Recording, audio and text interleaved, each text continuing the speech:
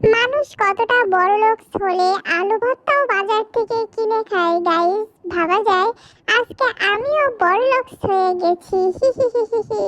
আজকে আমি ভাইরাল সেই আলু ভর্তা 120 টাকা দিয়ে কিনে আনেছি। তো প্রথমেই আমি ভর্তার প্যাকেট খুলে সব মাল মশলাগুলো বের করে ফেললাম। প্রথমেই আমি আলু ভর্তার জন্য এখানে গোটা আলু না, এখানে আছে গোড়া আলু।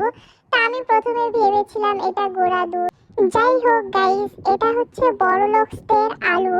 বড়লোকসদের আলু আবার এই রকম হয়। তো তারপরে আমি সল্ট দিয়ে দিলাম। সল্ট দেওয়ার পরে আমি পরিমাপ মতন একদম গরম গরম পানি দিয়ে দিচ্ছি। তো এখানে আপনারা চাইলে ঠান্ডা পানিও অ্যাড করতে পারবেন। তো আমি এই ভর্তাটা মাখার জন্য খুবই এক্সাইটেড। তারপরে আমি এক এক করে ঝাল, পেঁয়াজ, এখানে ঝালটা দেখে যে আমার এত ভালো লাগছিল, খুবই ক্রিস্পি। যাই হোক গাইস, এটা কিন্তু বড়লোকসি ঝাল। আর বড়লোকসি ঝালগুলো এইরকম ক্রিস্পি হয় আর খেতেও মনে হয় অনেক ঝাল হয়। বড়লোকসি ব্যাপার স্যাপার। এরপরে আমি একটু ঠুস করে মেখে নিলাম। তারপরে দিয়ে দিচ্ছি বড়লোকসি পেঁয়াজ ভাজা। গাইস, এখানে যা কিছু হচ্ছে সবই কিন্তু বড়লোকসি ব্যাপার স্যাপার। এরপর আমি দিয়ে দিচ্ছি খাঁটি সরিষার তেল, সরি মাস্টার্ড অয়েল। যাই হোক, বড়লোকসি তো ব্যাপার, মাস্টার্ড অয়েল বলাটাই ভালো। তারপরে আমি সবগুলো মাস্টার্ড অয়েল দিয়ে একসাথে চটকিয়ে সেই রকম মজার একটা আলু ভর্তা বানিয়ে নিচ্ছি গাইস।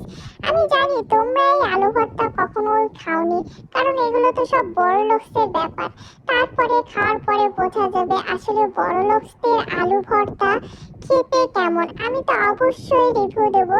তারপরে এই যে আমি ঠুস করে মেখে সবগুলো একটা একটা করে বল বানিয়ে নিচ্ছি। এখানে বলেছিল 4 জনের হবে, তো আমি তো 3টা বল করে নিচ্ছি।